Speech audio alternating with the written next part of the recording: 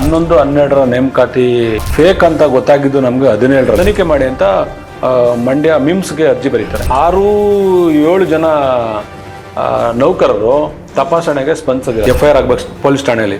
ಆ ಪೊಲೀಸ್ ಠಾಣೆಯಲ್ಲಿ FIR ದಾಖಲಾದ್ಮೇಲೆ ಅಮಾನತ್ ಆಗ್ಬೇಕು ಸರ್. ಆ ಸ್ಯಾಲ್ರಿನ ಕಟ್ಟಿಸ್ಬೇಕು, ವಜಾ ಮಾಡಬೇಕು, ಅವ್ರಿಗೆ ಕಠಿಣ ಶಿಕ್ಷೆ ಅಂದ್ರೆ ಜೈಲಿಗೆ ಕಳಿಸ್ಬೇಕು ಸರ್. ಇದು ಯಾವುದೂ ಆಗಿಲ್ಲ.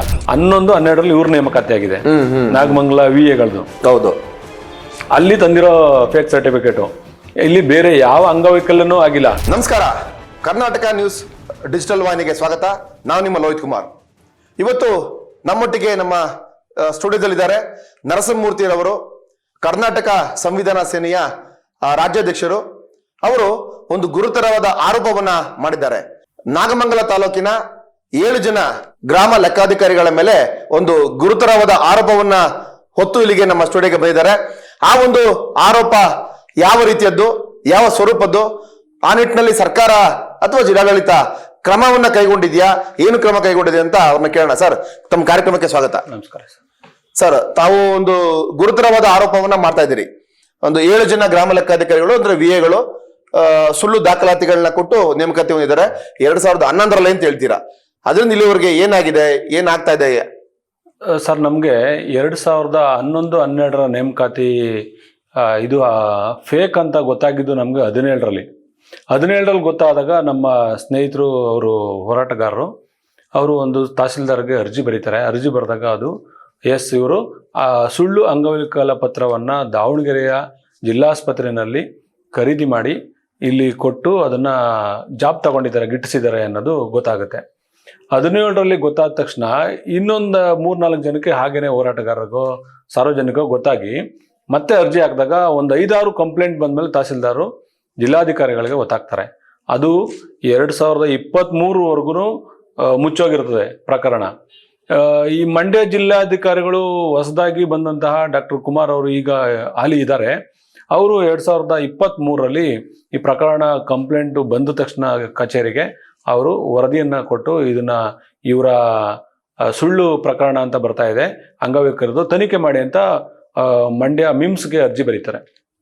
ಅಲ್ಲಿ ತಪಾಸಣೆಗೆ ಒಳಪಡಿಸಕ್ಕೆ ಅಂತ ಕರೆದಾಗ ಇಷ್ಟು 6-7 ಜನ ನೌಕರರು ತಪಾಸಣೆಗೆ ಸ್ಪಂದಿಸೋದಿಲ್ಲ ಸರ್. ಮಿಮ್ಸ್ಗೆ ಹೋಗೋದೇ ಇಲ್ಲ. ಸ್ಪಂದಿಸದೇ ಇದ್ದಾಗ ಏನಾಗುತ್ತೆ, ಮತ್ತೆ ಅವರು ಮಿಮ್ಸ್ನ ಅಧೀಕ್ಷಕರು ಜಿಲ್ಲಾಧಿಕಾರಿಗಳಿಗೆ ಸ್ಪಂದಿಸ್ತಾ ಇಲ್ಲ ಸರ್ ಅಂತ ಅನ್ಬಿಟ್ಟು ಬರೀತಾರೆ, ವಾಪಸ್ ಪತ್ರ ಬರೀತಾರೆ. ಬರೆದ ತಕ್ಷಣ ಏನಾಗುತ್ತೆ, ಅವರು ಕೂಡಲೇ ನೀವು ಸ್ಪೀಚ್ ಅಂಡ್ ಹಿಯರಿಂಗ್ ಮೈಸೂರು ಅವ್ರಿಗೆ ಬರೀತಾರೆ ಸರ್. ವಾಕ್ಶ್ರವಣ ಸಂಸ್ಥೆಗೆ ಭಾರತೀಯ ಸಂಸ್ಥೆ ಇದೆ ಸರ್, ಸೆಂಟ್ರಲ್. ಅದಕ್ಕೆ ಬರೆದಾಗ ಅವರೆಲ್ಲರೂ ತನಿಖೆಗೆ ಒಳಪಡಿಸ್ತಾರೆ. ತನಿಖೆಗೆ ಒಳಪಡಿಸಿದಾಗ ಏನಾಗುತ್ತೆ, ಇವರು 55% ಇವ್ರಿಗೆ ಅಂಗವೈಕಲ್ಯ ಇದೆ, ಕಿವಿ ದೋಷ ಇದೆ ಅಂತ ಅಂದ್ಬಿಟ್ಟು ತಗೊಂಬಂದಿರ್ತಾರೆ. ಅಲ್ಲಿ ಚೆಕ್ ಮಾಡಿದಾಗ ಇವ್ರಿಗೆ ಯಾವುದೇ ದೋಷ ಇಲ್ಲ ಅಂತ ಜಿಲ್ಲಾಧಿಕಾರಿಗಳಿಗೆ ಸ್ವತಃ ಬರೆದು ದೋಷಾರೋಪ ಪಟ್ಟಿನ ಸಲ್ಲಿಸ್ತಾರೆ. ಇವ್ರ ಮೇಲೆ ಕ್ರಮ ಕೈಗೊಳ್ಳೋದು 1977ರ ಕಾಯ್ದೆ ಅಡಿ ಇವ್ರಿಗೆ ಕ್ರಮ ಕೈಗೊಳ್ಳೋದು ಅಂತ 1977ರ ಕರ್ನಾಟಕ ಸಿವಿಲ್ ಸೇವೆಗಳ ಅಧಿನಿಯಮದ ಅಂಡರ್ನಲ್ಲಿ ಆರ್ಟಿಕಲ್ 20ರ ಅಡಿನಲ್ಲಿ ಕ್ರಮ ಕೈಗೊಳ್ಳಲಾಗುವುದು, ಶಿಸ್ತು ಕ್ರಮ ಜರುಗಿಸಲು ಇವರು ಅರ್ಹರಿದ್ದಾರೆ ಅಂತೇಳಿ ಒಂದು ಆದೇಶ ಕೂಡ ಆಗಿದೆ. 2023 ಆದೇಶ ಆಗಿದೆ. 23ರಲ್ಲಿ ಆದೇಶ ಆಗಿದೆ. ಇಲ್ಲಿ ಹುಟ್ಟುವಂತ ಯಕ್ಷ ಪ್ರಶ್ನೆ ಏನಪ್ಪಾ ಅಂತಂದ್ರೆ, 2023ಕ್ಕೆ ಆದಂತ ಆದೇಶ ಜಿಲ್ಲಾಧಿಕಾರಿಗಳವರಿಂದ ಜಿಲ್ಲಾಧಿಕಾರಿಗಳು ಆದೇಶವನ್ನ ಮಾಡಿದ್ದಾರೆ. ಅದಾದ ನಂತರ ಕೂಡ ಯಾವುದೇ ಶಿಸ್ತು ಕ್ರಮಗಳನ್ನ ಇಲ್ಲಿ ಜರುಗಿಸಿಲ್ಲ. ಇದು ಒಂದು ಇಲ್ಲಿ ಒಂದು ಅನುಮಾನಕ್ಕೆ ಎಡೆ ಮಾಡಿಕೊಡುವಂತ ಒಂದು ಪ್ರಸಂಗ. ಸಂದೇಹ ಏನಂದ್ರೆ, ಮಾನ್ಯ ಜಿಲ್ಲಾಧಿಕಾರಿಗಳು ಆದೇಶ ಮಾಡ್ತಾರೆ ಸರ್. ಆದೇಶ ಮಾಡಿ ಆಲ್ಮೋಸ್ಟ್ 3 ವರ್ಷ ಕಳೆದಿದೆ. 3 ವರ್ಷ ಆದ್ಮೇಲೆ ನಮ್ಗೆ ಈ ಜಿಲ್ಲಾಧಿಕಾರಿಗಳ ಆದೇಶ ನನಗೆ ಕೈ ಸೇರಿರಲಿಲ್ಲ ಸರ್. ಮೋಸ್ಟ್ಲಿ ಇವ್ರಿಗೆ ಯಾವುದೋ ಒಂದು ತನಿಖೆ ಆಗಿ ಇವ್ರಿಗೆ ಪನಿಷ್ಮೆಂಟ್ ಆಗಿದೆ ಅಂತ ತಿಳ್ಕೊಂಡಿದ್ವಿ ನಾವು. ಆ ನಕಲಿ ನೌಕರರು ಎಲ್ಲಿ ಕೆಲಸ ಮಾಡ್ತಾ ಇದ್ದಾರೆ ಅನ್ನೋದು ಗೊತ್ತಾಗಿರಲಿಲ್ಲ. ಈಗ ನಾನು ಸ್ವಲ್ಪ ಫೀಲ್ಡ್ ವರ್ಕ್ ಶುರು ಮಾಡಿದಾಗ ದಾಖಲೆಗಳನ್ನ ಕಲೆ ಹಾಕದ ನಂತರ ಇವರು ಮತ್ತೆ ಅಲ್ಲಿ ಕೆಲಸ ಮಾಡ್ತಾ ಇದ್ದಾರೆ. ಅಲ್ಲೇ ಜಾಗದಲ್ಲಿ, ಆಯಕಟ್ಟಿನ ಜಾಗದಲ್ಲಿ ಕೆಲಸ ಮಾಡ್ತಾ ಇದ್ದಾರೆ. ಯಾವುದೇ ತರದ ಗುರುತರವಾದ ಅವ್ರ ಮೇಲೆ ಕೇಸ್ ಆಗಿಲ್ಲ, ಕ್ರಮ ಆಗಿಲ್ಲ, ಅಮಾನತ್ ಆಗಿಲ್ಲ, ಯಾವುದೇ ತರದ್ದು ಕ್ರಮ ಆಗಿಲ್ಲ ಸರ್ ಸರ್ಕಾರದ. ಈಗ ತಾವ್ ಹೇಳಿದ್ರಲ್ಲ ಸರ್, 1977 ಕರ್ನಾಟಕ ಸಿವಿಲ್ ಸೇವೆಗಳ ಅಧಿನಿಯಮದಲ್ಲಿ 20ನೇ ಆರ್ಟಿಕಲ್ ಪ್ರಕಾರ ಮಾನ್ಯ ಜಿಲ್ಲಾಧಿಕಾರಿಗಳು ಆದೇಶ ಕೂಡ ಮಾಡಿದ್ದಾರೆ, ಅರ್ಹರಿದ್ದಾರೆ. ಇವರ ಅಂಗವೈಕಲ್ಯತ ಪ್ರಮಾಣ ಪತ್ರ ಸುಳ್ಳಾಗಿದ್ದು ಇವರಿಗೆ ಶಿಸ್ತು ಕ್ರಮ ಜರುಗಿಸಲು ಇವರು ಅರ್ಹರಿದ್ದಾರೆ ಅಂತ ಬರೆದಿದ್ದಾರೆ. ಖಂಡಿತ ಆ ಅಧಿನಿಯಮ ಏನ್ ಹೇಳುತ್ತೆ ಆರ್ಟಿಕಲ್ 21 ಅಂದ್ರೆ 3 ವ್ಯಾಖ್ಯಾನಗಳನ್ನ ಮಾಡ್ತದೆ. ಒಂದು ಶಿಸ್ತು ಕ್ರಮ ಅಂದ್ರೆ ಅಮಾನತ್ನಲ್ಲಿ ಇಡಬೇಕು. ಎರಡನೇದು ಶಿಸ್ತು ಕ್ರಮ ಅಂತಂದ್ರೆ ಅವ್ರಿಗೆ ಪ್ರಾಸಿಕ್ಯೂಷನ್ ಅಂದ್ರೆ ಕ್ರಿಮಿನಲ್ ಮೊಕದ್ದಮೆ ದಾಖಲೆ ಮಾಡಬೇಕು. ಮತ್ತು ಮೂರನೇದು ಆ ಯಾರು ವ್ಯಕ್ತಿಗಳಿದ್ದಾರೆ ಅವರ ಏನು ಸುಳ್ಳು ದಾಖಲಾತಿ ಮತ್ತೆ ಪ್ರಮಾಣ ಪತ್ರವನ್ನು ಕೊಟ್ಟಿದ್ದಾರೆ ಅವರ ಮೇಲೆ ಸರ್ಕಾರದ ವತಿಯಿಂದ ಕ್ರಮವನ್ನು ಜರುಗಿಸಲಿಕ್ಕೆ ತಗೋಬೇಕಂತ ಅಂಶಗಳು. ಈ 3 ಅಂಶಗಳು ಕೂಡ ಇಲ್ಲಿ ಗಾಳಿಗೆ ತೂರಲಾಗಿದೆ. ಇಲ್ಲಿ ಏನಾಗ್ತದೆ ಈ ಪ್ರಕರಣದಲ್ಲಿ ಅಂತ ಹೇಳ್ತೀರಾ? ಇದನ್ನ ಸಾಹೇಬ್ರು ಆದೇಶ ಮಾಡದ್ಮೇಲೆ ಅವ್ರ ಮೇಲೆ ಇಮಿಡಿಯೇಟ್ ಕೇಸ್ ದಾಖಲಾಗ್ಬೇಕು ಸರ್, FIR ಆಗ್ಬೇಕು ಪೊಲೀಸ್ ಠಾಣೆಯಲ್ಲಿ. ಆ ಪೊಲೀಸ್ ಠಾಣೆಯಲ್ಲಿ FIR ದಾಖಲಾದ್ಮೇಲೆ ಅಮಾನತ್ ಆಗ್ಬೇಕು ಸರ್. ಅಮಾನತ್ ಆದ್ಮೇಲೆ ಏನು ಸಿವಿಲ್ ಸರ್ವಿಸ್ ಅಧಿನಿಯಮ ಇದೆ ಅವ್ರಿಗೆ ಏನು ಪ್ರಕರಣ ಇದೆ ಅವ್ರನ್ನ ಅಮಾನತ್ತಲ್ಲಿಲ್ಲ ಡಿಸ್ಮಿಸ್ ಮಾಡ್ಬೇಕು ಅಂತಲೂ ಇದೆ. ಆ ಡಿಸ್ಮಿಸ್ ಮಾಡಿದ್ಮೇಲೆ ಇವರು ಸ್ಯಾಲ್ರಿ ತಗೊಂಡಿರ್ತಾರೆ ಸರ್, ಆ ಸ್ಯಾಲ್ರಿನ ಕಟ್ಟಿಸ್ಬೇಕು, ವಜಾ ಮಾಡಬೇಕು, ಅವ್ರಿಗೆ ಕಠಿಣ ಶಿಕ್ಷೆ ಅಂದರೆ ಜೈಲಿಗೆ ಕಳಿಸ್ಬೇಕು ಸರ್. ಇದು ಯಾವುದೂ ಆಗಿಲ್ಲ, ಇನ್ನೂ ಇದು ಮಾಡ್ತಾ ಇದ್ದಾರಲ್ಲ. ಆ ಕಾರಣಕ್ಕೆ ನಾವು ಇವತ್ತು ಪ್ರೆಸ್ ಮೀಟ್ ಕೂಡ ಮಾಡಿದ್ದೀನಿ. ಜಿಲ್ಲಾಧಿಕಾರಿಗಳಿಗೆ ಮೊನ್ನೆ ತಾವೇ ಆದೇಶನ ಉಲ್ಲಂಘನೆ ಮಾಡಿದ ಸರ್, ತಮ್ಮ ಆದೇಶನೇ ಇಲ್ಲಿದೆ ಅಂತ ತೋರಿಸಿದಾಗ ಹೌದಾ ಆಯ್ತು ಕ್ರಮ ಜರುಗಿಸ್ತೀನಿ ಅಂತ ಹೇಳ್ಬಿಟ್ಟು ಅದಕ್ಕೆ ನಾಗಮಂಗಲ ತಹಶೀಲ್ದಾರ್ ಶಿಫಾರಸ್ಸಿನ ಮೇರೆಗೆ ಜಿಲ್ಲಾಧಿಕಾರಿಗಳು ಕೈಗೊಂಡಿರುವ ಕ್ರಮವನ್ನು ಕೂಡ ಮತ್ತೆ ಅವರ ಆದೇಶವನ್ನು ಕೂಡ ಗಾಳಿಗೆ ತೂರಿದ್ದಾರೆ. ಯಾವುದೇ ರೀತಿ ಕ್ರಮ ಕೈಗೊಂಡಿಲ್ಲ ಅಂತ ಹೇಳ್ತೀರಾ? ಯಾವುದೇ ತರದ್ದು ಕ್ರಮ ಆಗಿಲ್ಲ ಸರ್, ಕ್ರಮ ಆಗಿಲ್ಲ. ಅವರು ಇನ್ನೂ ಸ್ಟಿಲ್ ಆಯಕಟ್ಟಿನ ಜಾಗದಲ್ಲಿದ್ದಾರೆ. ಮತ್ತೆ ಪ್ರದೀಪ್ ಅನ್ನೋರು ಮುಳ್ಕಟ್ಟಮ್ಮ ದೇವಸ್ಥಾನದಲ್ಲಿ ಆ ಭಾಗದ VA, ಆ ದೇವಸ್ಥಾನಕ್ಕೂ ಕೂಡ ಅವರೇ ಆಫೀಸರು. ಅಲ್ಲಿ ಕಳೆದ ತಿಂಗಳಿನಲ್ಲಿ ತುಂಬಾ ಆ ಉಂಡಿ ಹಣನ ದುರುಪಯೋಗ ಮಾಡ್ಕೊಂಡಿದ್ದಾರೆ ಅಂತ ವಿಡಿಯೋ ಕೂಡ TV ಚಾನೆಲ್ಗಳಲ್ಲಿ ಬಂದಿತ್ತು ಸರ್.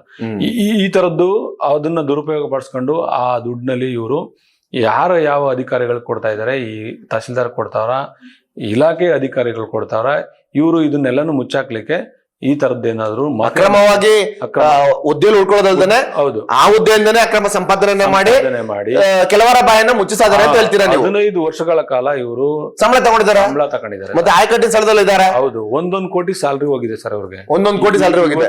ಸ್ಯಾಲ್ರಿ ಸ್ಯಾಲ್ರಿ ಕೂಡ ವಾಪಸ್ ಕಟ್ಟಿಸಬೇಕು ಸರ್ಕಾರಕ್ಕೆ ಅಂತ. ವಾಪಸ್ ಕಟ್ಟಬೇಕು ಸರ್. ಹೌದು, ಯಾಕಂದ್ರೆ ಇವರ ಹುದ್ದೆ ಇನ್ನೊಬ್ಬರಿಗೆ ನಿಜವಾದಂತ ಅಸಲಿ ಫಲಾನುಭವಿಗಳಿಗೆ ಹುದ್ದೆ ನಷ್ಟ ಆಗಿದೆ. ಅರ್ಹ ಫಲಾನುಭವಿಗಳಿಗೆ ಸಿಕ್ಕಿಲ್ಲ. ಯಾರೋ ಅಭ್ಯರ್ಥಿಗಳು ಇವತ್ತು ಅಪ್ಲಿಕೇಶನ್ ಹಾಕಿದ್ರು, ಅವ್ರಿಗೆ ಸಿಕ್ಕಿಲ್ಲ. 6 ಜನರ ಬದಲಾಗಿ ಇನ್ನೊಬ್ಬ 6 ಜನಕ್ಕೆ ನಿಜವಾದ ಫಲಾನುಭವಿಗಳು ಸಿಗ್ಬೇಕಿತ್ತು. ಹೌದು, ಅವ್ರಿಗೆ ಇವರು ನಷ್ಟ ಉಂಟು ಮಾಡಿದ್ದಾರೆ ಸರ್. ಇದು ಫ್ರಾಡ್ ಮಾಡಿದ್ದಾರೆ ಅವರು.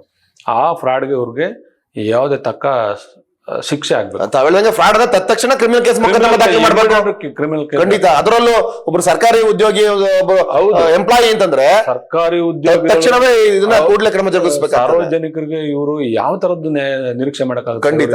ಇವರೇ ಮೊದಲೇ ಫೇಕ್ ಮಾಡಿ ಬಂದಿರೋದ್ರಿಂದ ಸಾರ್ವಜನಿಕರಿಗೆ ಇವರಿಂದ ನ್ಯಾಯ ನಿರೀಕ್ಷೆ ಯಾವ ರೀತಿ ನ್ಯಾಯ ಎಕ್ಸ್ಪೆಕ್ಟ್ ಮಾಡ್ತೀವಿ ನಾವು ಅಂತ ಕೇಳ್ತೀರಾ? ಖಂಡಿತ ಸರ್. ಸರ್, ರೆವಿನ್ಯೂ ಡಿಪಾರ್ಟ್ಮೆಂಟ್ ತಮಗೆಲ್ಲ ಗೊತ್ತಿರುವಂತದ್ದು ಒಂದು ಆಯಕಟ್ಟಿನ ಸ್ಥಳ ಮತ್ತೆ ಜನಗಳಿಗೆ ಅನುಕೂಲ ಮಾಡ್ಲಿಕ್ಕೆ ಅಂತ ಅವ್ರಿಗೆ ಹಲವಾರು ಅಧಿಕಾರಿಗಳು ಕೂಡ ಇರ್ತದೆ. ಒಬ್ರು ಗ್ರಾಮ ಲೆಕ್ಕಾಧಿಕಾರಿ VAಗಳಿಗೆ ಅವ್ರು ತಮ್ಮ ಕೊಟ್ಟರೆ ಕೆಲವು ಅಪ್ಲಿಕೇಶನ್ಸ್ ಮೂವ್ ಆಗೋದು, ಹಲವಾರು ಅವ್ರಿಗೆ ಜವಾಬ್ದಾರಿಗಳನ್ನ ಕೊಟ್ಟಿದ್ದಾರೆ. ಈ 15 ವರ್ಷಗಳಲ್ಲಿ ಈ ರೀತಿಯ ಹಲವಾರು ಅಕ್ರಮಗಳು ಇವರು ಎಸಗಿರ್ಬೋದಲ್ಲ? ಹಾಗಾದ್ರೆ ತುಂಬಾ ಅಕ್ರಮಗಳಾಗಿದೆ ಸರ್. ಕಳೆದ ಬಾರಿ ಲೋಕಾಯುಕ್ತ ರೈಡ್ ಮಾಡಿದಾಗ 1000 ಎಕರೆ ಜಮೀನು ಭೂಮಾಫಿಯಾ, ಹೌದು, ನಾಮಂಗಲದಲ್ಲಿ ಕೂಗ್ ಬಂದಿತ್ತು, 1000 ಎಕರೆ ಜಮೀನು ಯಾರ್ಯಾರಿಗೂ ಮಾಡಿದ್ದಾರೆ, ಈ ತರದ ಅಧಿಕಾರಿಗಳಿದ್ರೆ ಸರ್ ಇನ್ನೇನಾಗುತ್ತೆ? ಸರ್ಕಾರಿ ಆಸ್ತಿ ನಷ್ಟ ಆಗುತ್ತೆ, ಸಾರ್ವಜನಿಕರಿಗೆ ಮೋಸ ಆಗುತ್ತೆ, ವಂಚನೆ ಆಗುತ್ತೆ. ಈ ವಂಚನೆ ಮಾಡಿ ಬಂದವರಿಂದ ನಾವು ಇನ್ನೇನ್ ನಿರೀಕ್ಷೆ ಮಾಡಕ್ ಸಾಧ್ಯ ಅನ್ನೋದು ನನ್ನ ಅಭಿಪ್ರಾಯ. ಮತ್ತೆ ನಮ್ಮ ತೆರಿಗೆ ಹಣದಲ್ಲಿ ಅವರು ಸಂಬಳವನ್ನು ಕೊಟ್ಟಿದ್ದೀವಿ. ನಮ್ಮ ರಾಜ್ಯದ ಪ್ರತಿಯೊಬ್ಬ ಜನರು ಕಟ್ಟಿರತಕ್ಕಂಥ ತೆರಿಗೆ ಹಣದಲ್ಲಿ ಅವ್ರಿಗೆ ಸಂಬಳ ಕೊಟ್ಟಿದ್ದೀವಿ. ನಾವ್ ಹೇಳ್ದಂಗೆ 1 ಕೋಟಿವರೆಗೂ ಸಂಬಳ ಹೇಳ್ತೀರಾ? ಕೋಟಿವರೆಗೂ 7 ಜನ ಅಂದ್ರೆ 7 ಕೋಟಿ ದುಡ್ಡು ಆಯ್ತು. ನಷ್ಟ ಆಗಿದೆ. ಅದು ಸರ್ಕಾರದ ದುಡ್ಡು, ಜನಗಳ ದುಡ್ಡು, ಸಾರ್ವಜನಿಕರ ತೆರಿಗೆ ಹಣದ ದುಡ್ಡು ಅದು. ಹೌದು, ಅದನ್ನ ಕಟ್ಟಿಸ್ಬೇಕು. ಜಿಲ್ಲಾಧಿಕಾರಿಗಳು ಇದನ್ನ ಕೂಡ್ಲೆ ಅವ್ರು, ಯಾಕಂದ್ರೆ ಅವ್ರು ಬಹಳ ದಕ್ಷರಿದ್ದಾರೆ, ಪ್ರಾಮಾಣಿಕರಿದ್ದಾರೆ, ಇದನ್ನ ಕ್ರಮ ಜರುಗಿಸ್ತಾರೆ ಅನ್ನೋದು ಒಂದು ಭರವಸೆಯಿಂದ ಅವ್ರಿಗೆ ಮತ್ತೆ ಜಿಲ್ಲಾಧಿಕಾರಿಗಳು ಈ ನಿಟ್ಟಿನಲ್ಲಿ ಕ್ರಮ ಜರುಗಿಸ್ತಾರೆ, ಜರುಗಿಸಬೇಕು ಅನ್ನೋದು ನಮ್ಮ ಒತ್ತಾಯ ಆಗಿದೆ. ನನ್ನ ಒತ್ತಾಯ ಸರ್. ಖಂಡಿತ ಸರ್, ಖಂಡಿತ. ಆ ಕಾರಣಕ್ಕೆ ನಾನು ತಮ್ಮ ಮೂಲಕ ಸಾರ್ವಜನಿಕರ ಗಮನಕ್ಕೆ ತರಲಿಕ್ಕೆ ಬಯಸ್ಲಿಕ್ಕೆ ಇಲ್ಲಿಗೆ ಬಂದಿದ್ದೀನಿ ಸರ್. ಏನ್ ಮಾಡ್ತಾರೆ ನೋಡ್ಬೇಕು ಸರ್ ಜಿಲ್ಲಾಧಿಕಾರಿಗಳು. ಸರ್, ನನಗೆ ಇಲ್ಲೊಂದು ಮತ್ತೊಂದು ಪ್ರಶ್ನೆ ಉದ್ಭವ ಆಗುತ್ತೆ. ತಮಗೆ ಈ ಹೋರಾಟದ ಗೇಳು ಯಾಕೆ ಅನ್ಕೊಂತು? ಈಗ 2011 ಅವ್ರ ನೇಮಕಾತಿ ಆಯ್ತು. 17ರಲ್ಲಿ ಯಾರೋ ಅನಾಮಧೇಯ ವ್ಯಕ್ತಿ ಅಲ್ಲಿ ಕಂಪ್ಲೇಂಟ್ ಕೂಡ ಮಾಡ್ತಾರೆ ತಹಸೀಲ್ದಾರ್, ನಾಗಮಂಗಲ ತಹಸೀಲ್ದಾರ್ ಅವ್ರಿಗೆ. ಅದಾದ ನಂತರ 2023 ಅಂತ ನಿಮ್ಗೆ ದಾಖಲೆ ಕೈ ಸಿಕ್ತು. ಇವತ್ತು ಹೋರಾಟ ಮಾಡಿ ಬೀದಿಗಿಳಿದವ್ರನ್ನ ಯಾವುದೇ ಕಾರಣಕ್ಕೂ ಈ ತರ ಅಭ್ಯರ್ಥಿಗಳಿಗೆ ಮೋಸ ಆಗಿದೆ. ಯಾರು ಅರ್ಹ ಅಭ್ಯರ್ಥಿಗಳಿದ್ರು, ಯಾರು ಅಪ್ಲಿಕೇಶನ್ಸ್ ಗಳು ಹಾಕಿದ್ರು, ಅವ್ರಿಗೆ ಕೆಲಸ ಸಿಕ್ಕಿಲ್ಲ. ಇವತ್ತು ಆ ಕೆಲಸ ಸಿಕ್ಕೋ ನಿಟ್ಟಿನಲ್ಲಿ ತಪ್ಪುಗಳಾಗಿದ್ದಾವೆ. ತಪ್ಪು ದೃಢೀಕರಣ ಪತ್ರಗಳನ್ನ ಕೊಟ್ಟಿದ್ದಾರೆ, ಫೇಕ್ ದೃಢೀಕರಣ ಪತ್ರಗಳನ್ನ. ಈ ವಿಚಾರಕ್ಕೆ ಯಾಕೆ ನೀವು ಹೋರಾಟಕ್ಕೆ ಬೀದಿಗಿಳಿದ್ರಿ? ಎಲ್ಲ ಸುಮ್ಮನಿದ್ದಾರಲ್ಲ, ಹಾಗೆ ನೀವು ಸುಮ್ಮನೆ ಇರ್ಬೋಯ್ತಲ್ಲ. ಹೌದು ಸರ್, ಈಗ ಅರ್ಹ ಫಲಾನುಭವಿಗಳಿಗೆ ನಷ್ಟ ಆಗಿದೆ ಒಂದು. ಈಗ ಆಲ್ರೆಡಿ ನೋಡಿ ನೀಟು CET ಇದೆಲ್ಲ ಪೇಪರ್ ಲೀಕ್ಸ್ ಅಂತೆಲ್ಲ ಬರ್ತಾ ಇದೆ ನೋಡಿ. ಬಡ ಮಕ್ಕಳು, ಬಡ ಕೂಲಿ ಕಾರ್ಮಿಕರ ಮಕ್ಕಳು ಬಹಳ ಪ್ರಾಮಾಣಿಕವಾಗಿ ಓದಿ ಕೆಲಸ ತಗೋಬೇಕು ಅನ್ನೋದಕ್ಕೆ ಮುಂದಾಗ್ತಾ ಇದ್ದಾರೆ. ಅಂಥದ್ರಲ್ಲಿ ಇವರು ಫೇಕ್ ಮಾಡಿ ತಗೊಬಂದ್ರೆ ಆ ಬಡವ್ರ ಮಕ್ಳು ಏನಾಗ್ಬೇಕು? ನಿಜವಾಗೂ ಓದಿ ಕೆಲಸ ತಗೋಬೇಕು ಅನ್ನೋರ ಅಭ್ಯರ್ಥಿಗಳ ಪರಿಸ್ಥಿತಿ ಏನಾಗ್ಬೇಕು?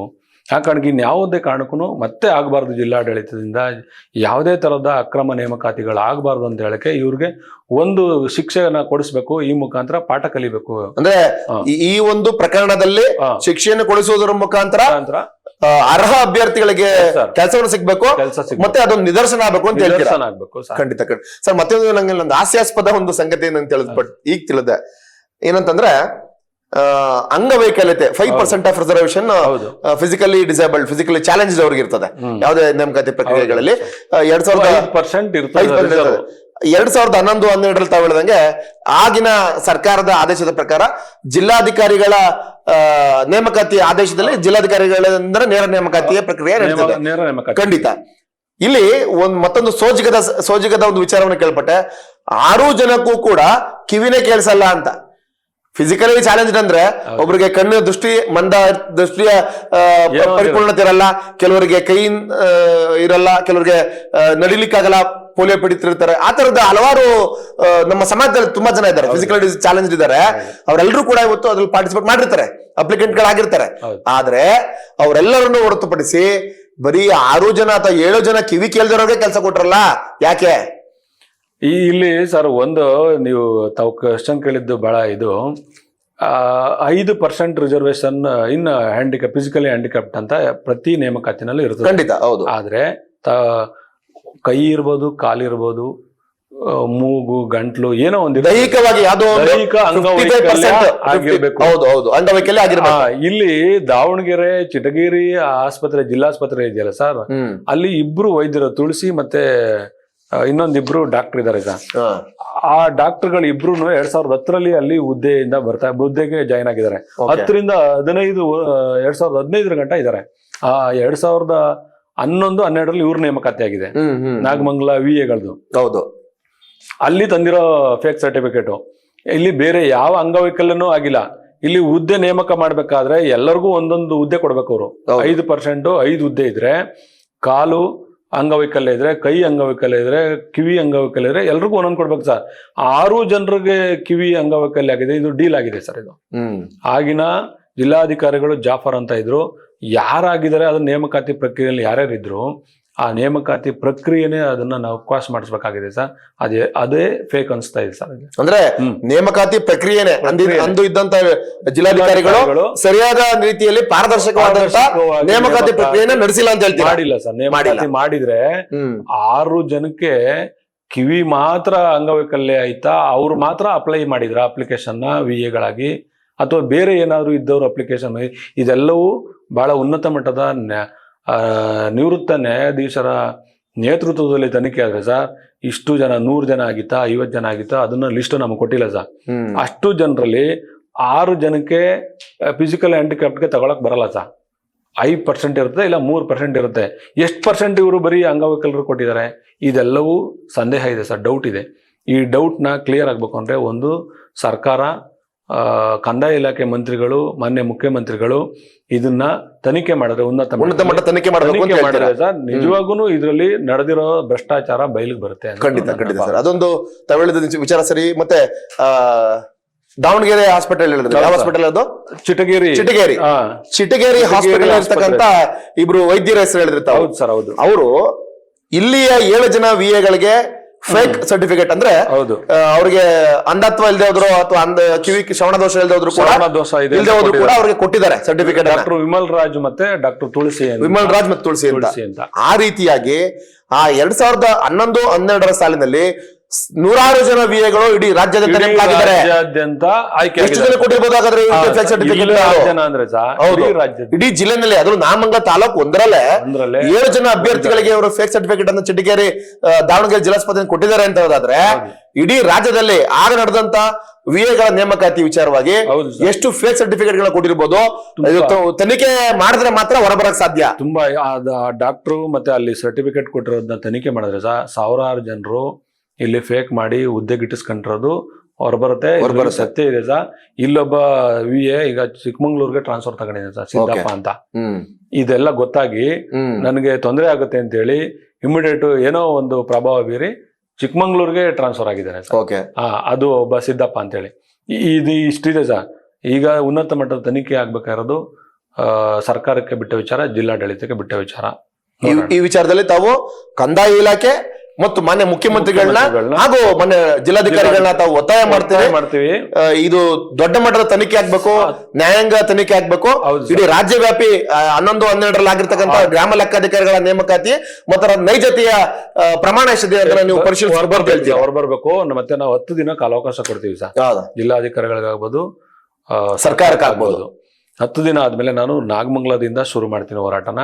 ಅಲ್ಲಿ ಬಗೆಯಿರಲಿಲ್ಲ ಅಂದ್ರೆ ಜಿಲ್ಲಾಡಳಿತದ ಮುಂದೆ ಅನಿರ್ದಿಷ್ಟ ಧರಣಿನ ಕೂತ್ಕೊಳ್ಳೋಣ ಅಂತ ಒಂದು ಪ್ಲಾನ್ ಮಾಡ್ಕೊಂಡು ನಮ್ಮ ಸಂಘಟನೆ ವತಿಯಿಂದ ಅಲ್ಲಿಗೆ ಅವಕಾಶ ಕೊಡಬಾರ್ದು ಇವರು ಅಂತ ಹೇಳಿ ನನ್ನ ಒತ್ತಾಯ ಸರ್. ಹಲವಾರು ಜನ ಪ್ರತಿಭಾವಂತ ವಿದ್ಯಾರ್ಥಿಗಳಿಗೆ ಆಗಿರುವಂತ ನೋವು ಮತ್ತೆ ನಷ್ಟವನ್ನ ತುಂಬಿಕೊಡ್ಲಿಕ್ಕಾದ್ರೂ ಕೂಡ ಸರ್ಕಾರ ಕಟಿಬದ್ಧರಾಗಬೇಕು ಮತ್ತು ಮಾನ್ಯ ಜಿಲ್ಲಾಧಿಕಾರಿಗಳು ಈ ನಿಟ್ಟಿನಲ್ಲಿ ಕ್ರಮ ತಗೋಬೇಕು ಅಂತ. ಹೌದು, ಪಾರದರ್ಶಕವಾಗಿ ಮಾಡ್ಬೇಕು ಸರ್. ಒಳ್ಳೆಯವ್ರಿಗೆ, ವಿದ್ಯಾವಂತರಿಗೆ ನಿಜವಾಗಿ ಸಿಗ್ಬೇಕಾದಂತ ಹುದ್ದೆಗಳು ಸಿಗಬೇಕು ಸರ್. ಕೈ ತಪ್ಪಿದೆ ಅವ್ರಿಗೆಲ್ಲ, ಅಂತವರಿಗೆ ಸಿಗ್ಬೇಕು. ನಮ್ಮ ಬಡ ಜನರು, ರೈತರ ಮಕ್ಕಳುಗಳು, ಕೂಲಿ ಕಾರ್ಮಿಕರ ಮಕ್ಕಳುಗಳು ಹಲವಾರು ಜನ ಇದ್ದಾರೆ, ಉದ್ಯೋಗ ತಗೊಳ್ಳೇಬೇಕು ಅಂತ ಅರ್ಹ ಅಭ್ಯರ್ಥಿಗಳು ಅಂತವ್ರಿಗೆ ವಂಚನೆಯಾಗಿ ಬೇರೆಯವ್ರ ಪಾಲಾಗಿರುವಂತಹ ಹುದ್ದೆಗಳು. ಪ್ರಭಾವಿಗಳಿಗೆ, ದುಡ್ಡಿರೋರ್ಗೆ ಈ ತರದ್ದು ನಕಲಿ ಸರ್ಟಿಫಿಕೇಟ್ ನಡಿಬಾರ ಸಮಾಜದಲ್ಲಿ ಇರೋದು ತಮ್ಮ ಉದ್ದೇಶ ಆಗಿದೆ. ಖಂಡಿತ ಆ ಕಾರಣಕ್ಕೆ ಹೋರಾಟ ಮಾಡ್ತಿದೆ ಸರ್. ಧನ್ಯವಾದಗಳು ಸರ್ ತಮ್ಮ ಕಾರ್ಯಕ್ರಮಕ್ಕೆ ಬಂದಿದ್ದಕ್ಕೆ. ಮತ್ತೆ ಈ ಒಂದು ನಿಟ್ಟಿನಲ್ಲಿ ತಾವು ಕೈಗೊಂಡಿರುವಂತ ಕ್ರಮಗಳು ಮತ್ತೆ ವಿಚಾರಗಳು ಸರಿ ಇದೆ ಪ್ರಕರಣದಲ್ಲಿ. ಮುಂದಾದರೂ ರಾಜ್ಯ ಸರ್ಕಾರ, ಕಂದಾಯ ಇಲಾಖೆ ಮತ್ತು ಮಾನ್ಯ ಜಿಲ್ಲಾಡಳಿತಾಧಿಕಾರಿಗಳು ಅಥವಾ ಜಿಲ್ಲಾಡಳಿತ ಅಥವಾ ಜಿಲ್ಲಾಧಿಕಾರಿಗಳು ಈ ನಿಟ್ಟಿನಲ್ಲಿ ಕ್ರಮವನ್ನು ಜರುಗಿಸಲಿ. ಸೂಕ್ತ ಅಭ್ಯರ್ಥಿಗಳಿಗೆ, ಅರ್ಹ ಅಭ್ಯರ್ಥಿಗಳಿಗೆ ಆ ಒಂದು ಗ್ರಾಮ ಲೆಕ್ಕಾಧಿಕಾರಿಗಳ ಪೋಸ್ಟ್ಗಳು ಸಿಗ್ಲಿ. ಯಾರು ಅನರ್ಹ ಇದ್ದಾರೋ, ಸುಳ್ಳು ದಾಖಲೆಗಳನ್ನ ಕೊಟ್ಟು ಇವತ್ತು ನೇಮಕಾತಿ ಆಗಿದ್ದಾರೋ ಅವ್ರಿಗೆ ತತ್ಕ್ಷಣ ಕ್ರಮ ಆಗ್ಲಿ ಅಂತ ತಾವು ಹೇಳಿದಿರಿ. ಖಂಡಿತ ನಿಟ್ಟಿನಲ್ಲಿ ಒಳ್ಳೆಯದಾಗ್ಲಿ ಅಂತ ಹೇಳಿ ನಾವು ಆಶಿಸ್ತೀವಿ ಸರ್. Thank you sir. ನಮಸ್ತೆ. ಇದಾಗಿತ್ತು ಇವತ್ತಿನ ವಿಶೇಷ. ನಾಗಮಂಗಲದಲ್ಲಿ 7 ಜನ ನಕಲಿ ಗ್ರಾಮ ಲೆಕ್ಕಾಧಿಕಾರಿಗಳು, ಅವರ ಈ ಪ್ರಕರಣವನ್ನ ಜಿಲ್ಲಾಡಳಿತ ಮತ್ತು ರಾಜ್ಯ ಸರ್ಕಾರ ಯಾವ ರೀತಿ ಕ್ರಮವನ್ನು ಜರುಗಿಸುತ್ತೆ ಅಂತೇಳಿ ಇವತ್ತು ಕಾದ್ ನೋಡೋಣ. ಇದೇ ರೀತಿಯ ಹೆಚ್ಚಿನ ಮಾಹಿತಿಗಳಿಗೆ ನೋಡ್ತಾ ಇರಿ ಕರ್ನಾಟಕ ನ್ಯೂಸ್ ಡಿಜಿಟಲ್ ವಾಹಿನಿ. ನಮಸ್ಕಾರ. ಕರ್ನಾಟಕ ನ್ಯೂಸ್ ಡಿಜಿಟಲ್ ಚಾನಲ್ ಅನ್ನು ಈಗಲೇ ಸಬ್ಸ್ಕ್ರೈಬ್ ಮಾಡಿ. ಧನ್ಯವಾದಗಳು.